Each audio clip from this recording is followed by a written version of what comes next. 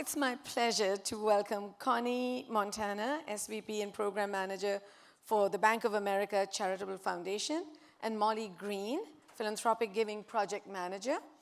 They're going to explore how leading corporations have tackled real-world challenges through innovative initiatives, from environmental conservation to social empowerment. They have case studies that give you different perspectives and strategies, and they illustrate the transformative power of corporate citizenship. So, Connie and Molly. Oh, welcome. Thank you, CECP. Thank you, Kim.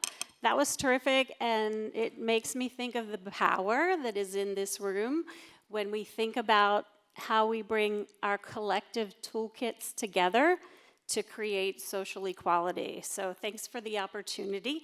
I have a brief video I'd like to share. So that video represents one program at Bank of America, our Neighborhood Builders program, which is one of the nation's largest investments in nonprofit leadership. It also represents trust and tenacity, and what kind of scale and impact you can create with trust and tenacity. I'm going to focus on one program, Neighborhood Builders. My teammate Molly Green will be focusing on another program, Student Leaders. And these two programs are signature programs for Bank of America. They are capstone programs that we own, that are branded, that resonate with our employees and communities across the country. I think I have a clicker here. Back one. All right, at Bank of America, when we think about we all have a mission, right? At Bank of America, our mission is to make financial lives better. It's also about responsible growth at our company. It's about the genius of the and, I think for all of us, profits, delivering profits and purpose for our clients, for our communities, for the teammates that we work with every day. But what does that look like at Bank of America, and what does trust philanthropy look like at Bank of America? Trust philanthropy, right? We've been talking about ROIs and KPIs and pies in the sky and what's that value prop. We've had some great conversations around that. But sometimes it's just about trust in your partners. And we've done that for 20 years through our Bank of America Neighborhood Builders and our Student Leaders program. So in terms of stats, we're celebrating our 20th anniversary this year. 1,800 agencies have been named Neighborhood Builders across the country in more than 50 of our markets. 3,000 nonprofit leaders have been through the Leadership Development Program, and since 2004, over $300 million has been invested in our Neighborhood Builders program. But what is it, right? What does this trust philanthropy look like? So for each of our Neighborhood Builder awardees, they receive $200,000 in just unrestricted operating support to push their mission forward. We don't ask for evaluations after the program.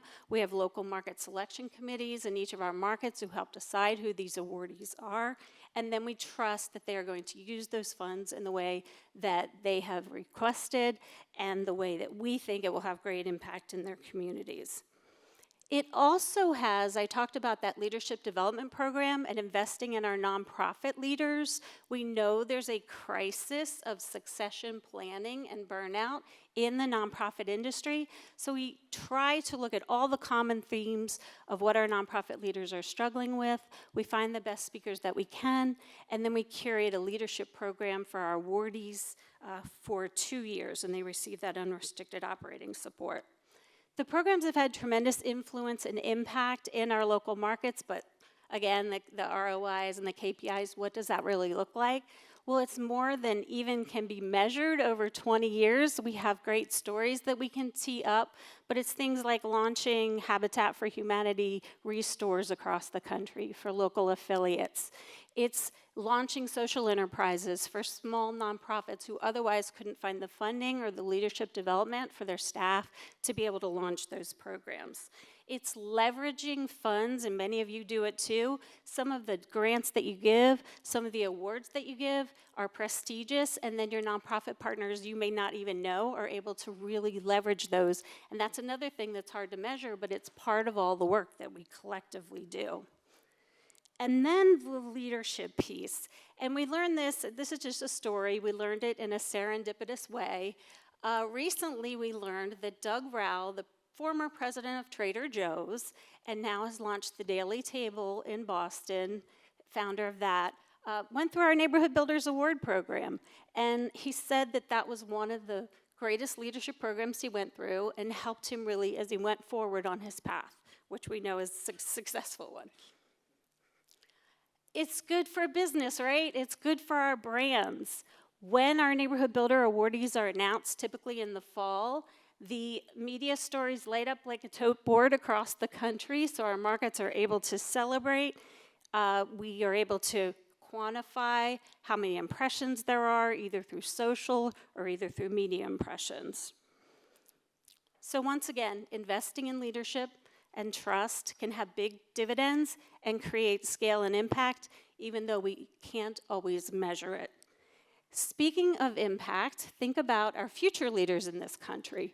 Think about these nonprofit awardee organizations hosting our future leaders to teach them how government and business and nonprofit can work together to solve social issues in our communities. So I'd now like to introduce my talented teammate, Molly Green, who leads our Student Leader Program.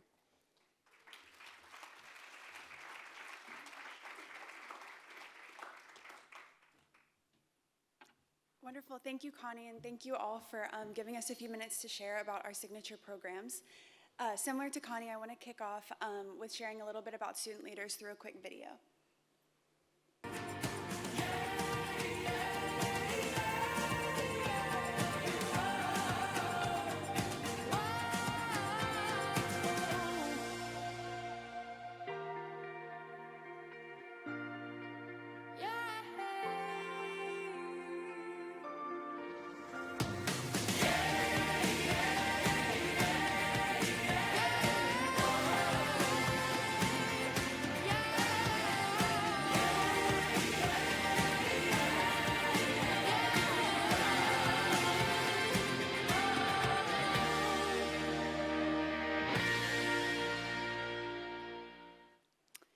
Thank you for watching that video. I think that really gives us a taste of what the Student Leaders Program really looks like.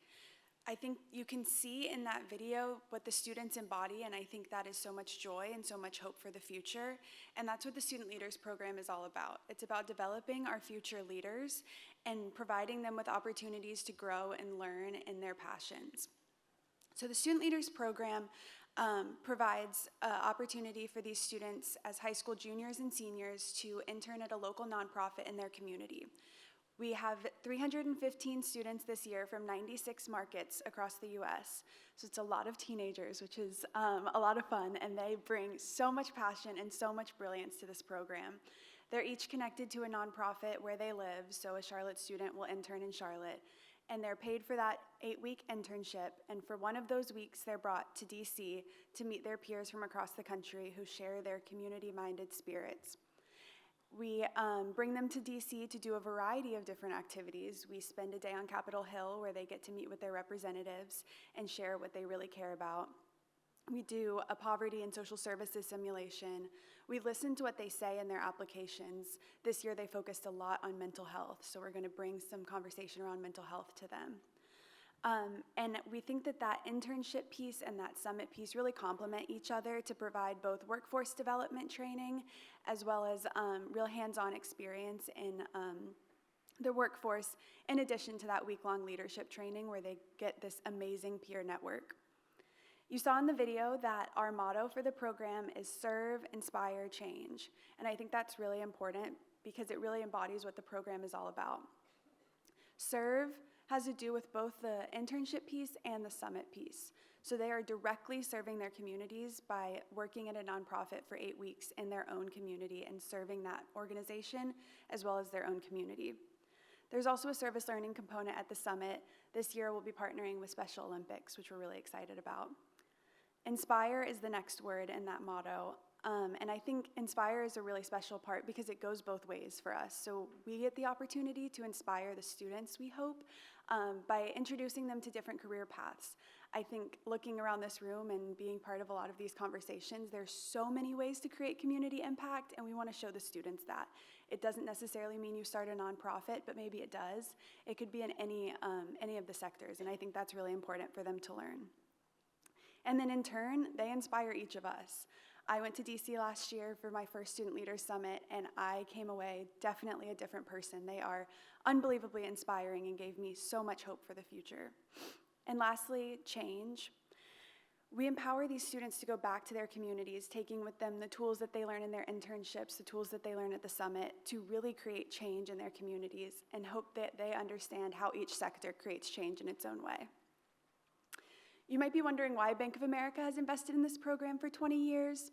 We invest in this program because we believe the best possible investment is in people, and we want to start that out as young as possible. These students bring so much passion for their communities and for service and for engagement, civic engagement, community engagement, and so much more. So we want to invest in that and help them become the best leaders that they can be by giving them the resources and the platform to learn and to dream of what they could do. In 20 years, we have had a lot of students come through the program. We have more than 4,500 alumni. The goal of this program is not to attract talent to the bank, but sometimes that's a really happy benefit of bringing some of those students through our internship programs, our rotational programs, and sometimes into full-time roles as well. But most of our students who come through the program are now out in the world doing amazing things outside of the bank, but we are so proud of them and we stay in touch with them in so many different ways. For example, Representative Maxwell Alejandro Frost in Florida is a student leader alum. He is the first Gen Z congressman and the youngest congressman. So we are so proud of him and look forward to bringing him to speak to the students in July and share how his journey led him from Student Leaders Summit to Capitol Hill. There are also many business owners and social enterprise entrepreneurs, like Anna Jabichu, who is an Ethiopian refugee who came through the program a few years ago and now has a company called Didomi Water Bottles, and we purchase those water bottles now for the Student Leaders Summit, which is really cool to get that connection with him. And then Dr. Natalie Williams, she came to speak at our summit last year and talk to the students about a book she's written and give one of her inspirational talks that she goes around the country doing now. And there are so many students who defy all the odds to come into this program. We're not asking for their GPA or their test scores. We're not looking at anything but their passion and their commitment to their community. And so many defy odds to make it through that rigorous selection process with more than 7,000 applications this year, regardless of what they're struggling with. Maybe it's a different background or family support, but they come to this program and they meet this peer network and they have this opportunity for their internship. And it's so wonderful to watch them really connect in DC and support each other. You can see Mark Lee up here on the screen. He absolutely thrived in this program. Despite his physical disabilities, he was able to come to the program. He was able to spend the whole week with us in DC and have such a great experience from what we could tell. He was nominated by all of his peers to give closing remarks at the summit, which was extremely powerful to see a whole room of students cheering him on and chanting his name. With that, I will let you hear from a student directly. We have a testimonial video, and I could talk about student leaders all day, but I will let you hear from Isabella.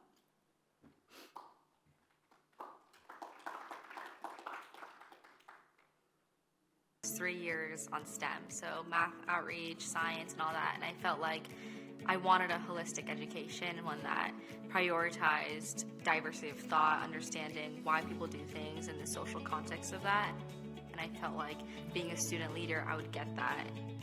I've been able to meet people with so many different interests, but they kind of all have this one shared community of wanting to improve the world in some capacity. But I feel like I've gotten to understand so many different perspectives, and it's been really great.